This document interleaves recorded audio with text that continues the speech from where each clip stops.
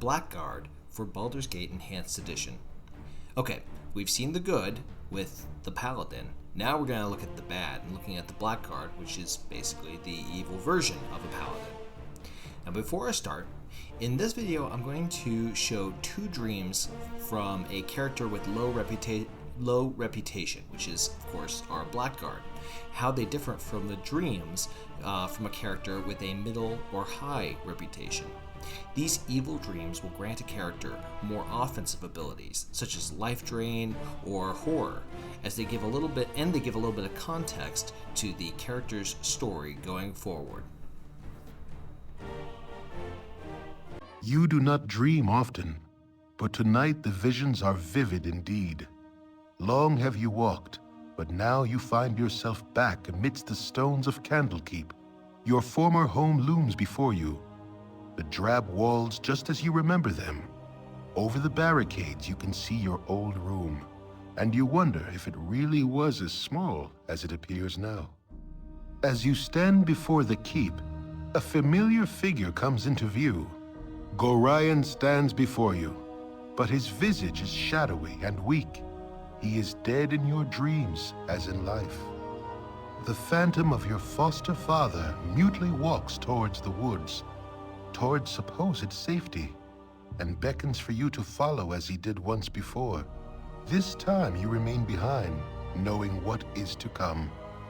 Before your eyes, phantoms of the past reenact the pathetic scene that must have taken place in your absence. Clad in armor assuredly magical, a figure strides from the darkness. Admittedly a powerful mage in his youth, Gorion is all but helpless before the onslaught. As he falls, the scene begins again, replaying over and over.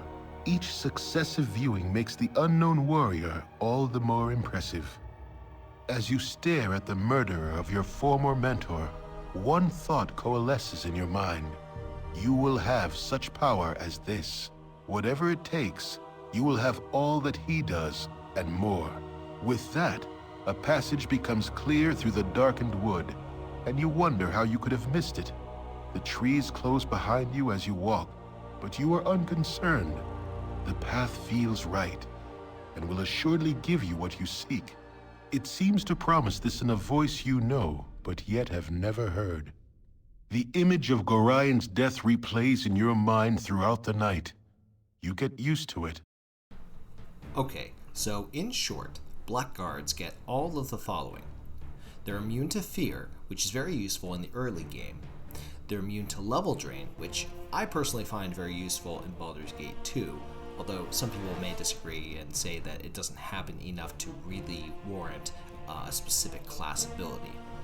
They get an absorbing health ability that takes 2 points per level at a range, which is not bad, but it feels a little more like a nibble than an actual bite. They get poison weapon buff that increases in damage with different saves at various levels. It's okay, but it's not amazing. They get a fear ability that acts more like a debuff, and it weakens opponents starting at level 3.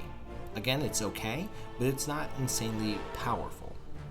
Finally, they have the advantage, and I'll talk a little more about this when we go into the alignment next, is that there's no worry about them losing anything if their reputation gets too high. Even if you get to a 20 reputation, which means that you are like the goodiest good of the goody two-shoes, you don't have to worry about anything because you're still, a Blackguard evil. You just have a good reputation. Yes, Blackguards need to be evil, and they don't necessarily get the same innate abilities that base Paladins get. But they're not bad for their passive abilities. Yes, I'm going to address some of those passives. First off, Cavaliers also get immunity to fear and charm, and undead hunters get immunity to level drain as well as hold. So this combines the least useful passive abilities from these two kits. Honestly, being immune to charm and being immune to hold is a bit better than being immune to fear and being immune to level drain.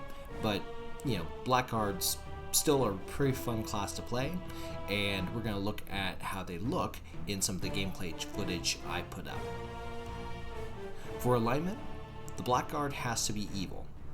Honestly, I would have liked there to be a chaotic neutral option here to have a Blackguard act as a quote-unquote force of nature villain, but that's just kind of my neutrality bias coming in. Still, this can be a great amount of fun, especially since we can have our reputation as high as we want it to be without losing any of our powers.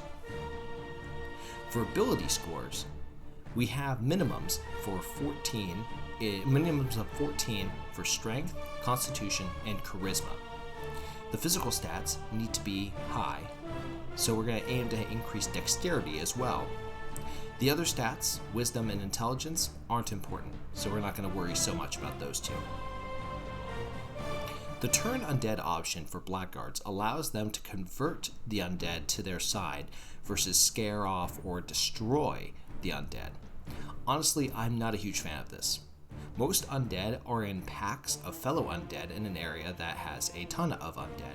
So on top of the issues of Turn Undead that you can see in my cleric video, you don't even get the satisfaction of watching undead pop like popcorn, right? Because you're going to get one little pack of undead, and then that pack of undead can be used against another pack of undead, or you can try to convert the other undead around you to have a large army that doesn't do anything except for just kind of follows you around until you inevitably have to either leave an area or you have to try to face all of that undead by your lonesome. Honestly, I'm not a big fan of that. From my tests, the conversion only seems to last for a short time unless the Blackguard stands there waiting for opponents to hit them. I have to say that Turn Undead, I enjoy it, and I know that there's a big criticism against it, but I would say that the good or neutral aligned Turn Undead is much more useful than the evil aligned Turn Undead. But again, feel free to give it a shot. If you think that the converted undead that can follow you around are useful, then you play the way that you want to play. For weapons, there's no restriction for weapons, and there's no special Blackguard weapons either, so this is pretty much the same as Paladins. For our appearance, our sounds, and our name, we're going to get to set those, and then we'll be ready to spread terror. I'll end with the second evil version of a dream. Feel free to like and subscribe if you're interested, or check out my other content. For now, take care and good luck. We're all counting on you.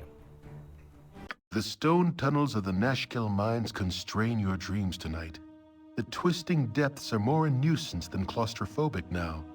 What with the hidden marauders dead at your feet, deeper you tread, chuckling over your triumph at each body you see, pausing occasionally to wipe your boots clean or check the odd kobold for coins you might have missed. There is a sound from below, and you quickly move towards it. A door opens, and before you stands Mullahay, in no better shape than you left him. Held from whatever afterlife calls it, this specter has apparently been waiting for you. A dagger of bone hovers before it, ready for a willing hand to drive it deep. Had this creature breath, you were sure it would be hurling curses. It waits for the kill, a death beyond death, and knows no hope, rightfully so.